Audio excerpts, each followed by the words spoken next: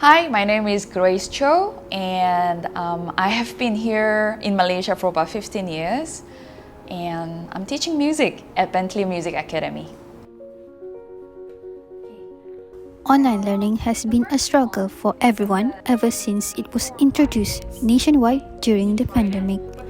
But it did not stop educators from exercising their crucial role to serve their best, so students are able to keep up with their studies.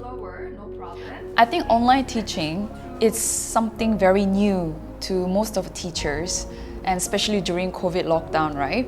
Yeah, and for us, we also needed to figure out how to go about the system and the methods of teaching when we are not there for children or students physically. Yeah, so first was to getting used to, like for example, Zoom or Google Meet. Yeah, I had no idea, and along the way, of course, I picked it up. But when it comes to music, because I use instruments, so I had to invest on something which I can connect to the computer, yeah, and then be able to show students that I'm using the instrument. So it's not just one camera. I also needed to invest on another camera. So it's like a second camera to view my instruments. Yeah. So that was one of the first thing that because I'm not there physically. Let's say student play wrong note.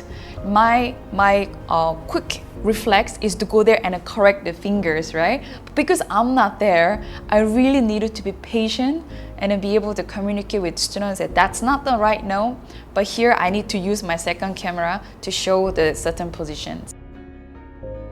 Students would often get bored sitting in front of their screens for too long, which affects their focus.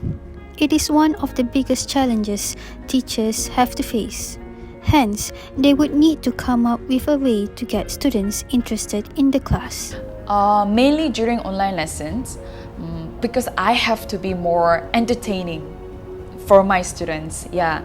So rather than just talking, I have to do a lot more activities. So I will make more cards, like physical cards, and then show them, or I will make a PDF form and ask the parents to print and then make a card out of it.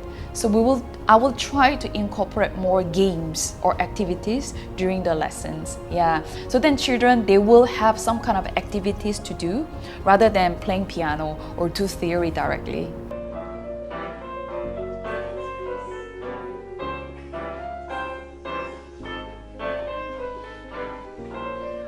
Because students, they also needed to get used to the system of online lessons, right? And it's not only the music lesson they have to attend, but it's also the school, like online schools they have to attend. So everything was based on online. And students nowadays, they're so smart. Yeah, and they become so clever with these online gadgets and then devices. Sometimes they will purposely mute the mic and as if they cannot hear me. Yeah, I was like, hey, I know what you are doing there. Put it on. Because for them to sitting down in front of the computer or device for a long time, it's really physically tiring for them. So of course they want to have a break. So far, I'm very thankful that I haven't faced any like mental breakdown much. But I guess the frustration is when I can't really communicate with the students, or there are students who don't want to do music. So that way, I really need to make sure that how do I make these children at least appreciate this music rather than teaching or you have to inject this certain kind of knowledge or information into them. Happy Teacher's Day, everyone!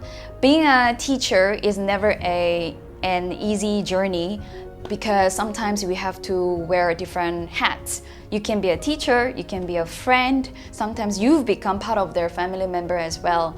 So all the best to you, you've been doing great, and keep going. And like I said before, never stop learning. Once again, Happy Teacher's Day, everyone.